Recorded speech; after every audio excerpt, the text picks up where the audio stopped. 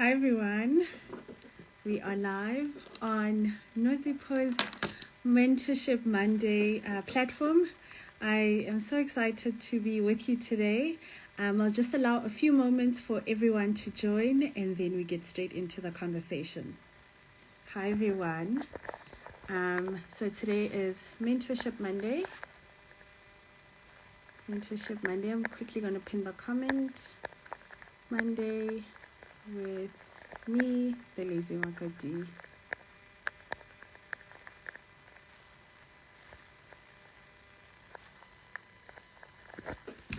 So good to have you joining from wherever you're joining. I got your questions earlier on and I'm really excited to answer them. So I'm going to allow, let's give it another minute and then we jump straight into it. So good to see you guys. Thank you so much to Nozipo for inviting me onto her platform. This is such a wonderful platform to access mentors that you maybe wouldn't have thought of or have access to. So I'm really excited for us to get going. Good to see you guys. Yeah, I think that is our minute. So I'm going to start by introducing myself, who I am, and exactly why I think Nozipo invited me today. And then we'll get straight into your questions. I'm excited to answer all of them. And thank you so much for all the compliments. Great to see you guys. So I think as soon as we're done with these set of questions that I have in front of me, I'm going to check in the chat if there are any more questions, and then we'll answer those. So welcome. Make sure to catch up on all the previous episodes on Nozipo's YouTube. It's called Nozipo Chabalala. So on her YouTube channel, you can catch up on all the other episodes that you may have missed. Some really great gems dropped there, so you want to go and check them out. Great to see you guys. I see all the waves. I see all of you. Appreciate having you here today. I see some familiar faces. Great to see you guys. I think, let's jump straight into it. So my name is Makoti Shweni, maybe popularly known as the Lazy Makoti.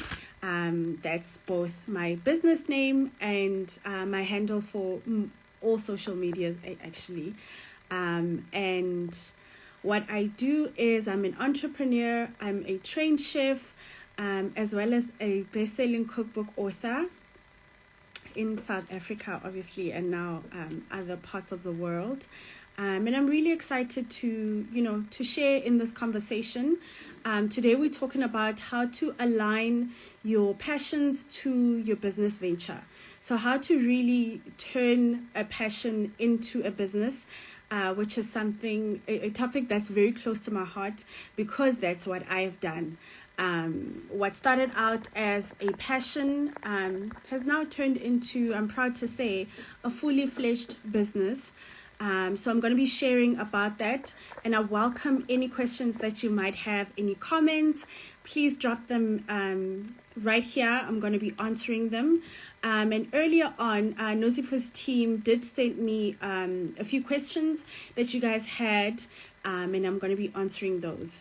So the first question is from Amanda, and she asked, can you share the story of how you transitioned from corporate to founding the Lazy Makoti and pursuing your passion for food, and what inspired that change? So I'll start by telling the story of the Lazy Makoti and how it started. I think that will answer this, but to also share with everyone who may not know or may not have ever heard of the Lazy Makoti. So a few years ago, not a few years anymore, I just actually realized that year after next, 2025 will have been 10 years of the Lazy Makoti. So years ago, I was working in corporate for one of the big audit firms. Very unhappy. I think that's something that a lot of people can relate to, unfortunately. So very unhappy in corporate. And I knew that I certainly knew that I didn't want to be there anymore. that there was something else that I wanted to be doing with my life. And that led to me handing in my resignation, going to culinary school, and really pursuing the Lazy Makoti as a business. So what I'd say led to that transition was in great part an unhappiness, and also in greater part a passion that I knew that I had for cooking. I think that evidenced by everyone's feedback, everybody knew me as that person that loved cooking, which is how a friend of mine came to ask me to teach her how to cook. And I think those were the beginnings of the Lazy Makoti. After doing a cooking lesson with her, did another lesson with another friend and another cousin and another cousin. And I think I began to recognize that there's something here that I can turn into a business. And that's what I did. So that change was inspired by not wanting to be in corporate anymore, wanting to start something. And I knew that my passions lied in food, but definitely heritage food that is South African food. How did you discover your passion? This is a question from Ceci. How did you discover your passion, and how do you move from just a passion to a hobby and eventually to a business? So in starting the Lazy Makoti, first it was still just a passion. I knew that I loved cooking. And I remember stumbling across this list. It's the UN's list of intangible aspects of humanity in need of urgent safeguarding. That's what the list is called. So basically on this list is literature and music and art, and all of these things that are considered important for all of humanity's heritage. So on this list are things that the entire world essentially is galvanizing to keep alive, because it's so important to our heritage, the heritage of all humans. And I remember that the only food on this list was, at the time, Italian and French food. And I thought it was insane that the whole world must galvanize to preserve Italian and French food, and only that, and that's the only food that's considered important. And I think that's one of the breadcrumbs that led me to starting the Lazy Makoti, is a recognition that I think our food is just as important, and someone must do the work to preserve it. So I think that, in addition to a love that I already had for cooking, those two things put together led to turning this passion, this love for cooking, into something real, and that eventually became a business. So once I had recognized that I really want to pursue it, to make it something, I obviously needed it to make money, because I was leaving my actual job to start this thing. So it obviously had to make money. I was losing an income, and I still had very real bills.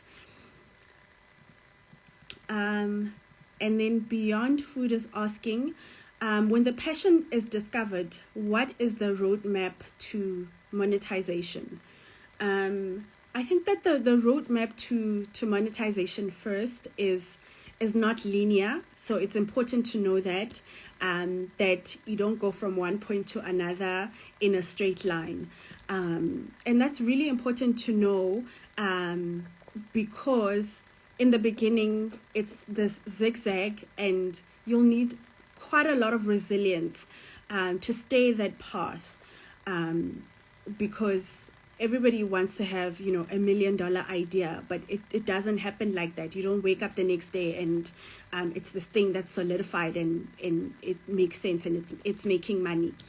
So I guess the first thing I think is to know that it's not linear, and to build credibility. So when I started the Lazy Makoti, I knew that I didn't want to wing it. One of my first steps was going to culinary school. I knew that that was important for me. I didn't just want this to be a hobby or, a fruitless passion. I wanted it to be something that can be taken seriously. So one of the first things I did was to go to culinary school and get that qualification and also work in industry. So I got my culinary qualification and then worked at the Saxon in the kitchen, in the industry kitchen, which is where I learned a heck of a lot. I knew that if I was going to be asking people to pay money to have me teach them how to cook, I needed for there to be credibility around it. I also wasn't naive about how much I knew and what I knew. So I knew that I needed a lot of education because already pursuing entrepreneurship for me was uncharted waters. I was a first-time entrepreneur, so I didn't know that. So I knew, let me at least know this, which is my passion. Let me at least be knowledgeable about food, about cooking, about culinary art, and then the entrepreneurship I learn as I go. And then the next question, Buyi Gray is asking, the Lazy Makoti is a unique and memorable name for your business. Is it controversial by any chance? It was in the beginning, I think, a little bit. I think a great name does a lot to obviously differentiate you, to generate interest from customers, everybody asking themselves, what is this? And it encourages further investigation. So I think that's one of the things I really got right is the name, the Lazy Makoti. So when you hear the name, for those that don't know, Makoti is bride, wife, daughter-in-law. That's kind of what it actually means. But it's actually synonymous with domestication, homemaker, kitchen. So when you hear the word Makoti, that's kind of what you envisioned, a woman, domestication, the kitchen, that sort of vibe. And then you hear lazy, and it kind of seems like an oxymoron, like the two kind of seem like they don't go together. But lazy speaks to convenience, which is what I do. So when you hear the Lazy Makoti, you kind of think domestication, kitchen, and then easy, making it easier, convenient, which is what it is that I try to do. Which is what it is I do, actually. I make the kitchen an easier place to exist in, to be in. That is my great passion, is to make it easier. And I knew that in the name that I'm picking, I wanted it to be relatable. Immediately when you say the name, the Lazy Makoti, if you're South African, you get it. You just get it. I see it in the reaction of people on their faces when they hear it, whether or not they understand what it is or what it means. It always gets a reaction. So I kind of knew that I was on the money because of that. With that name, it got very strong reactions. Either people laugh because they relate, they feel like they are the Lazy Makoti, or it got other kinds of strong reactions because people assume I'm meaning I'm making people lazy, but it always makes them investigate further, and then that's when I'll explain what it is and what it does. What we do at the Lazy Makoti, basically. And then Litani is asking, can you provide examples of specific ways that your passion has directly contributed to your success? Sure. Passion is something I'm passionate about because it really has directly impacted the success of my business. And one way I can so for me, passion is like a pill. It's a pill that you need to take to fuel you. So for one, when you're starting out and you have nothing but this idea, you need that passion pill, and it's what's going to galvanize you to actually start, to actually take that leap and leave your job or change careers. It's passion that's going to do that, because in the beginning, I mean, I know everybody likes to say they're day ones, but in the beginning, you actually are alone. It's very hard. What makes it even harder to start is that you share this idea that you have, what you think is this incredible idea. You share it with your loved ones, with your mentors, with people you know and trust, whose opinion you care about. And unfortunately, not everybody is going to believe in that idea. And sometimes, most times, it's not coming from a bad place. They love you, they are concerned, they want to know that you've thought about everything, you've thought about all the angles, and that's why they poke holes at this idea that you have. So that's what makes it difficult. These are people that you care about, that you know care about you, whose opinion you trust and you value. So that makes it so difficult to actually move and make that first start, in addition to the actual fear that you yourself will have. So passion is what will help you to start. It will push you. It will galvanize you. There will be nothing else you can do but start, because of this great passion that will burn inside you. And then also passion is the fuel that you'll need for when challenges set in.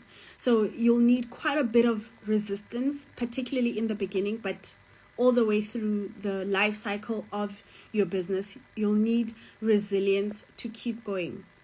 So in my case, it was kind of in the beginning when I was starting. I'd started this thing. Yes, that passion had fueled me to start, but now I had to deal with real life consequences of that decision of leaving employment to start a business I didn't necessarily know much about, a business I didn't necessarily have the blueprint to. So I'd never seen this business where someone is teaching people how to cook.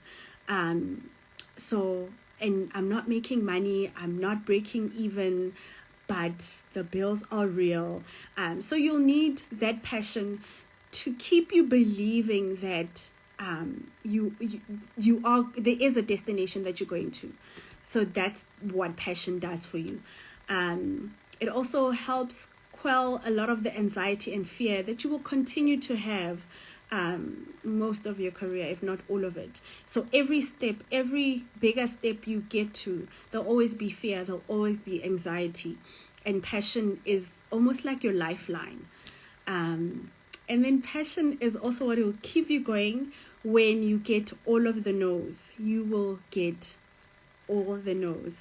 I'm remembering the process of trying to get a cookbook published, trying to convince publishers that South Africa being a predominantly black country, is ready for a cookbook that reflects that.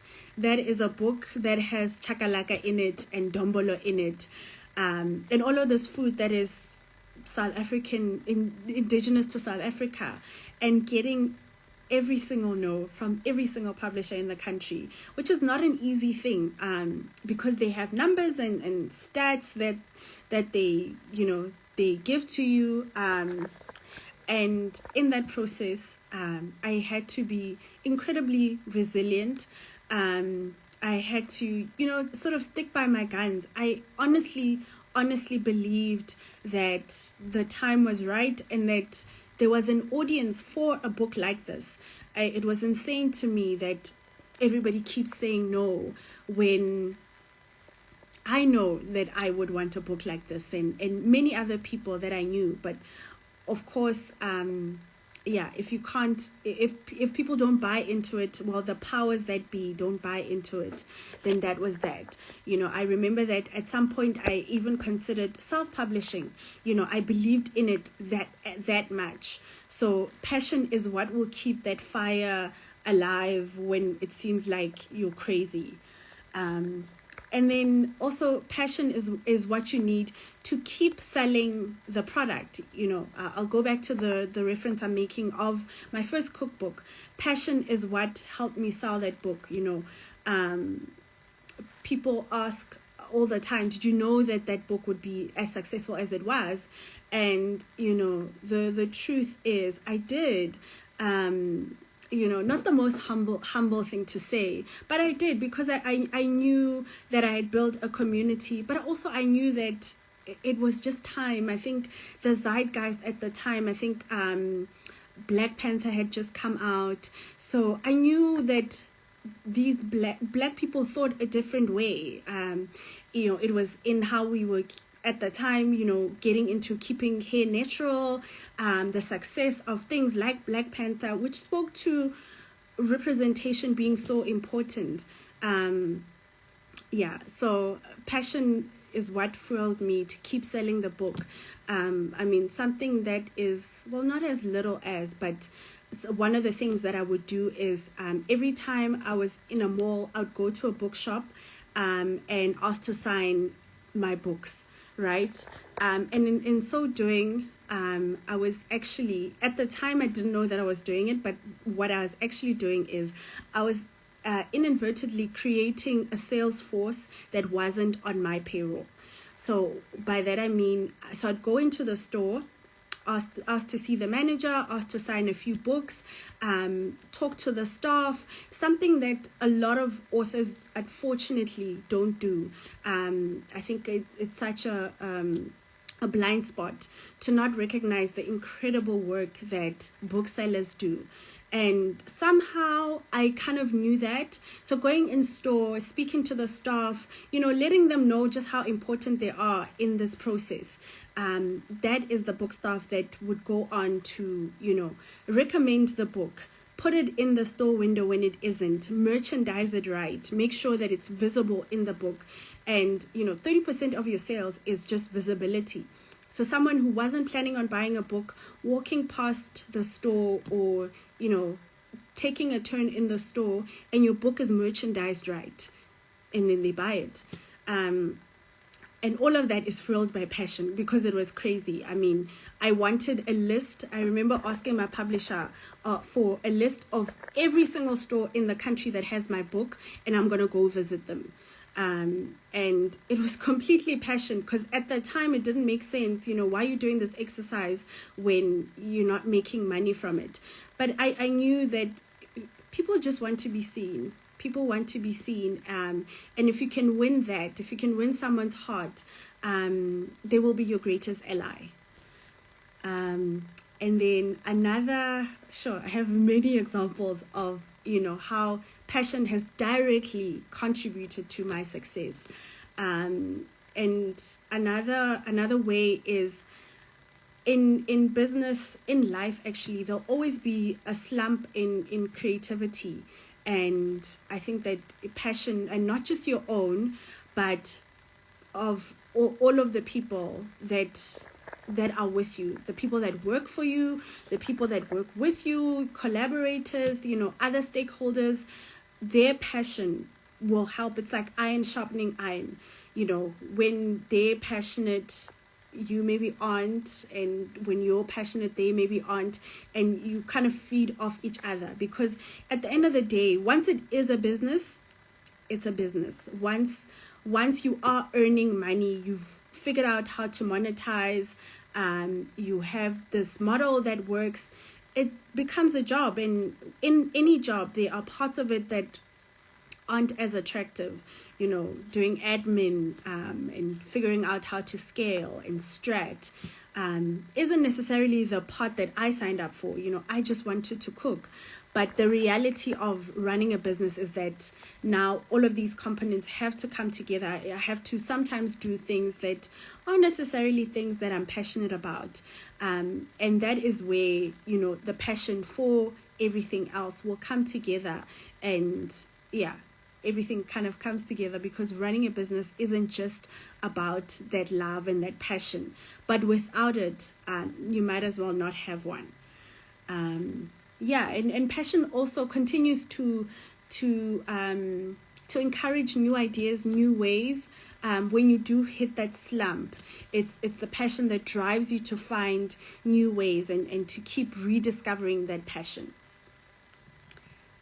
And then Tavani is asking, how do your personal passions give your business a unique edge or perspective in the market?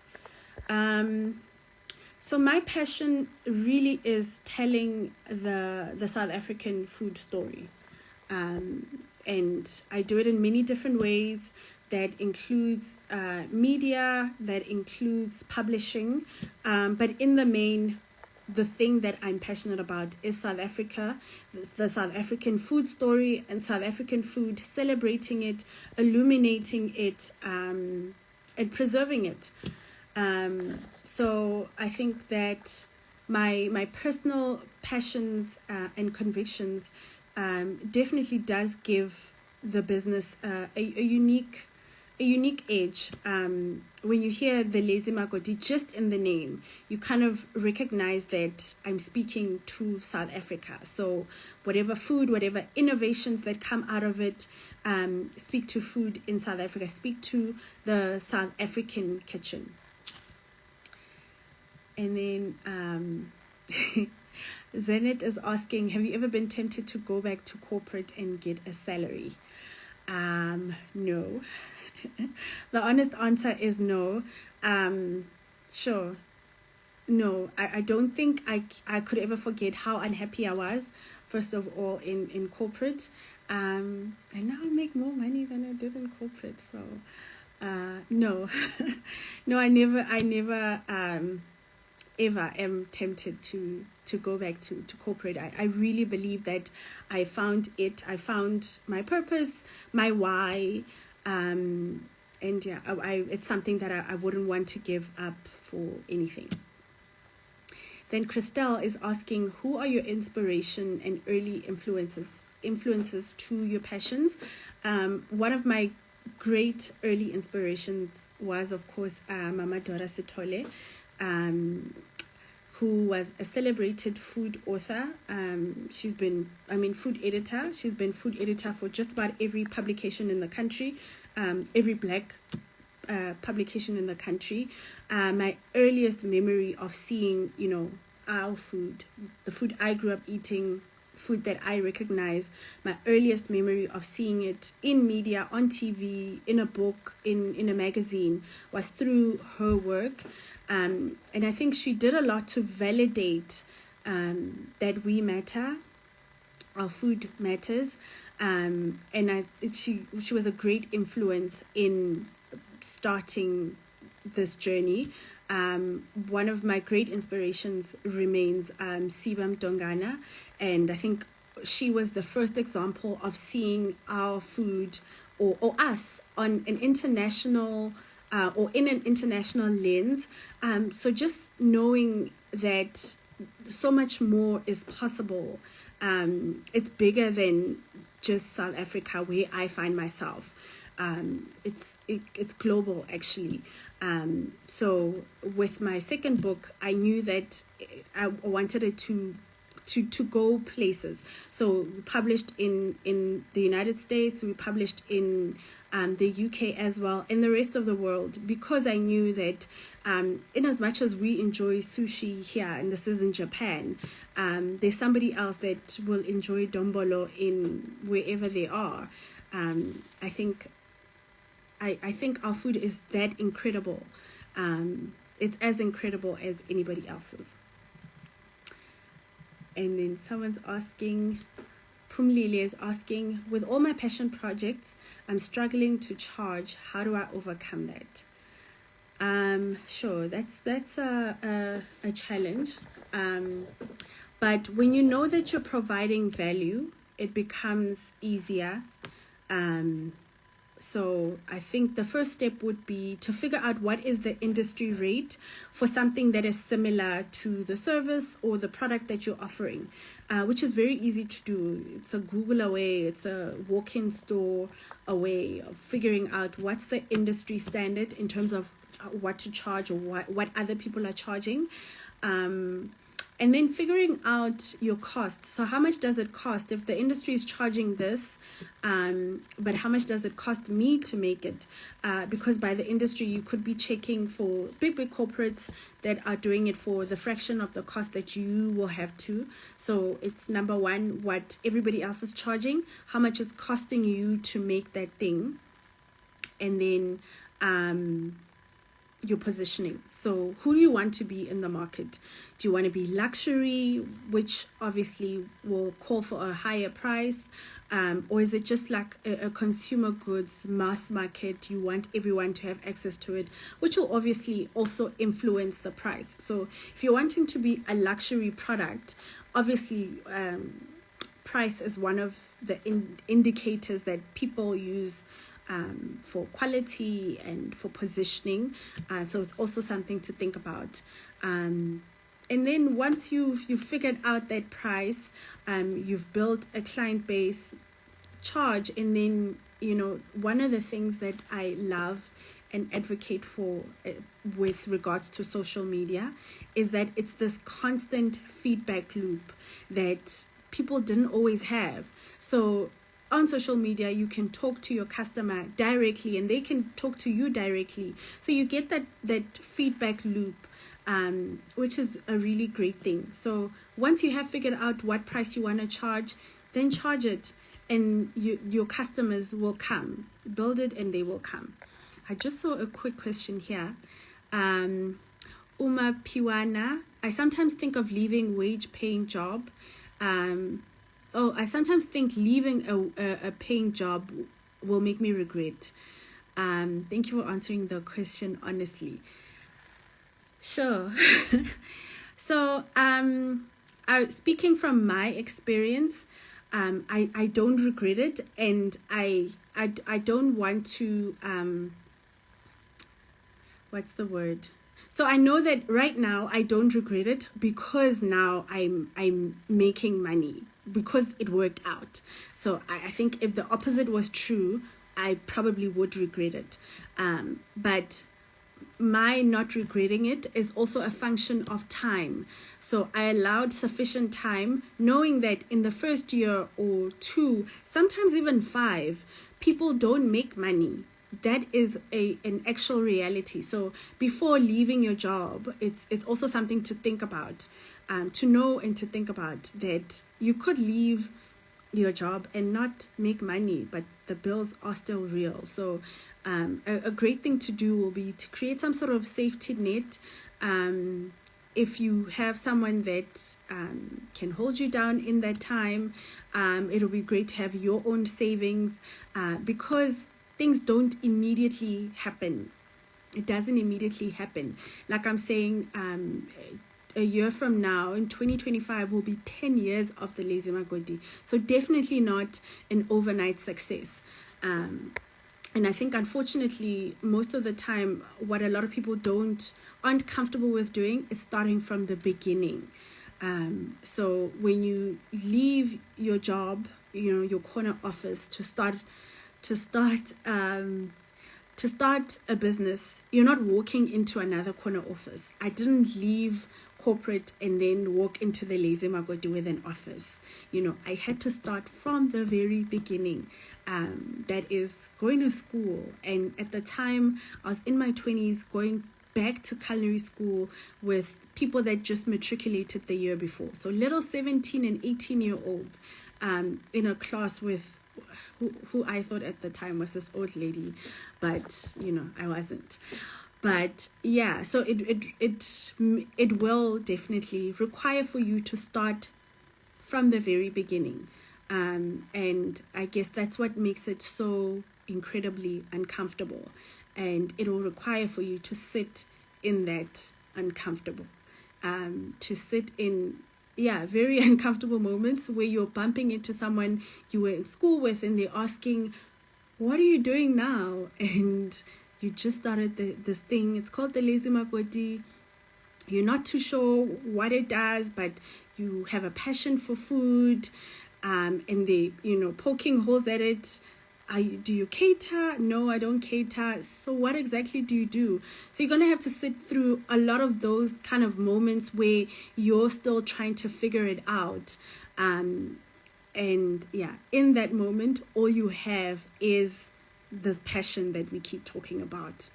And this is why it's so important to really, really love what it is that you start a business around. Because in the beginning, nobody else but you will get it, not even your day ones. So you need to really have conviction that this thing will work, and conviction, not even knowing how long it's really going to take. Yes, you have a business plan, and yes, you have ideas of where you want it to go, but yeah, some of it is just letting time do its thing. Can you provide examples of partnership or collaborations that have emerged from your shared passions with other businesses or individuals?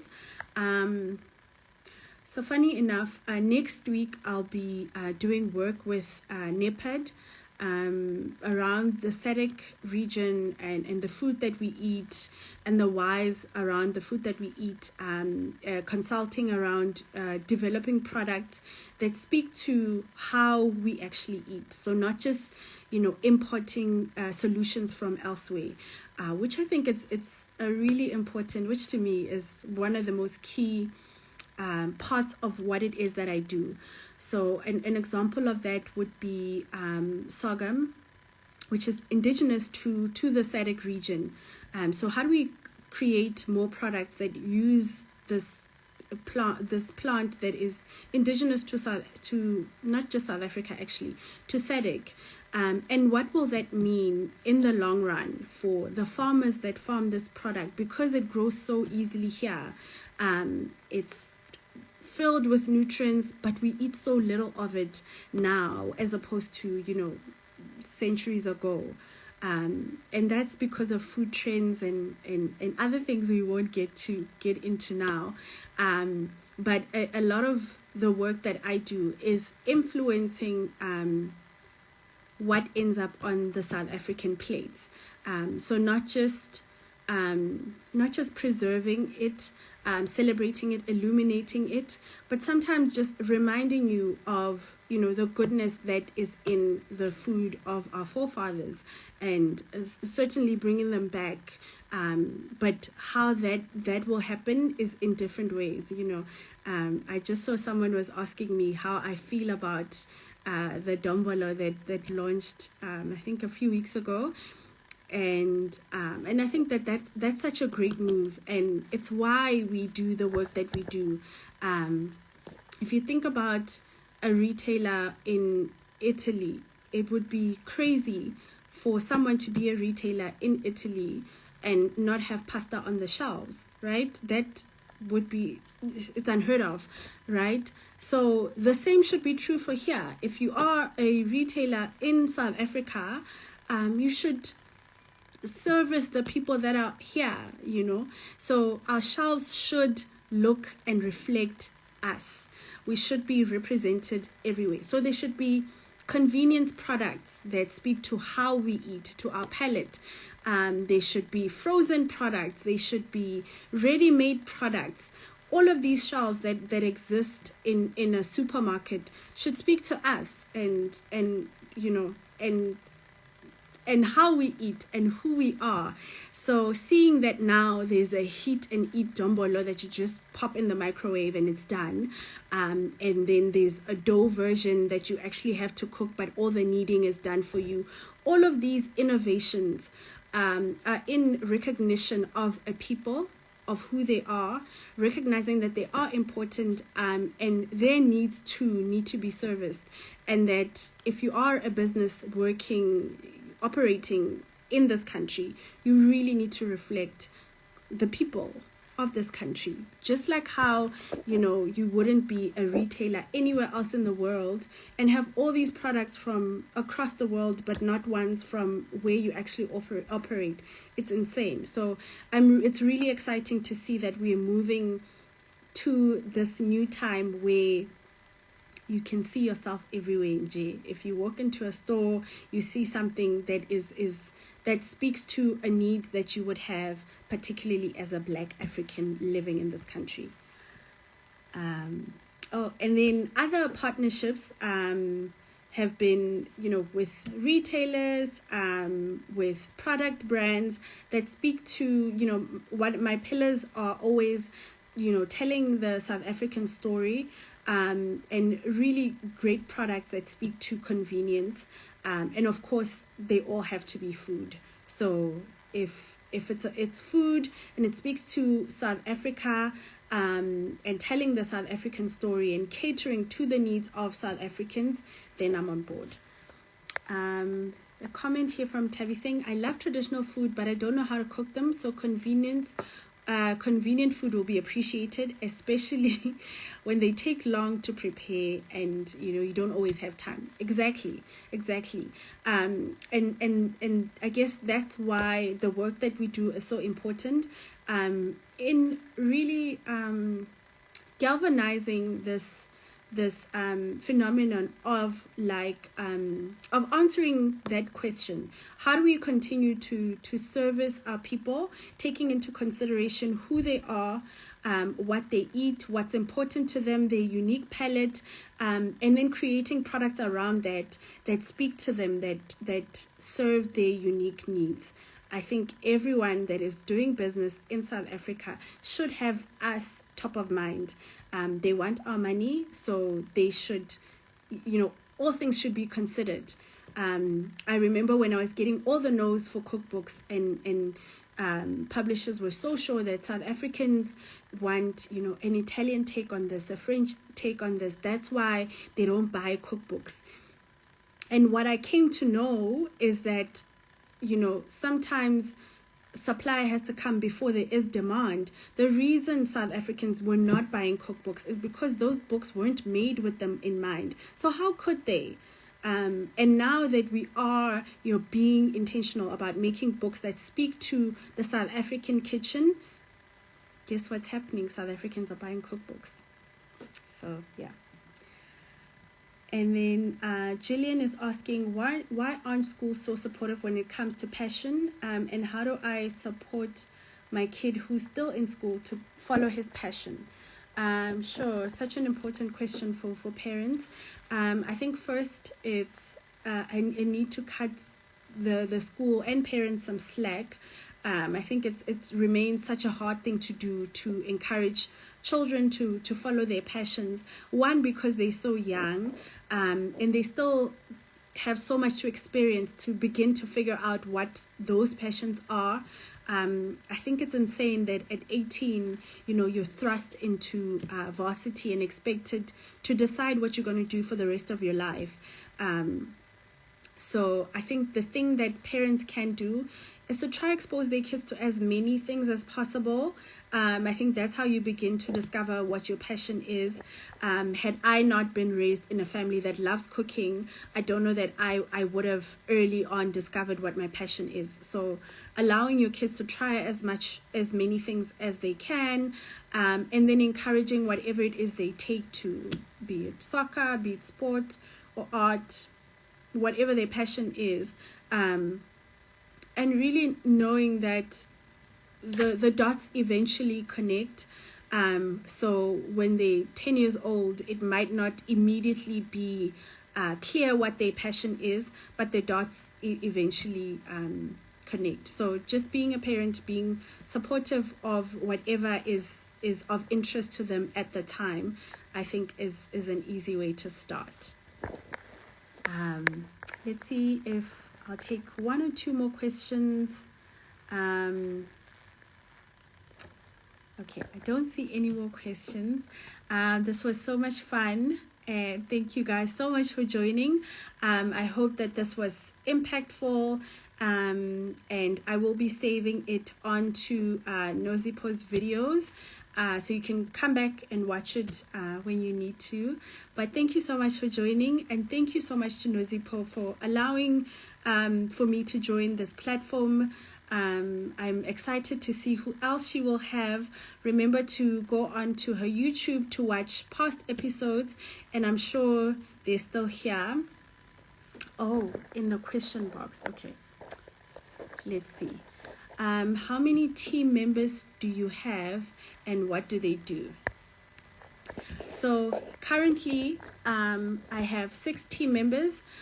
So I still do the cooking classes. So they're the ones that help me with the cooking classes. And then I have a product line, which you should get. and one manages the factory that does all of the product lines, particularly the aprons that we sell through Woolworths, and then someone that works with our clients, so client liaison, someone of course that does accounting, and someone that's in charge of brand and marketing, which is a key component in the business, and then an assistant that continues to help with the recipe development. I hope that answers the question. Let's see. Did you not lose your passion for cooking, seeing that you made it what you do on a daily? No, I haven't. I love cooking. I'm yet to get to a point where I no longer enjoy it. So right now I still enjoy it, even though now more than ever I don't cook as much as I used to, only because of, once it does become a business, there are other things that I have to do that are not necessarily cooking. So like strat, like, being on top of the admin, like client liaison, all those things that are essential to running a business but aren't necessarily, what the business does. But no, I still love cooking, and I still do it on a daily. So I guess I'm lucky that way. Let's see. I think those are the 2 questions. Thank you so much to everyone for taking part. I am going to save this live so that you can watch it again. Once again, thank you so much to Nozipho for creating this incredible platform.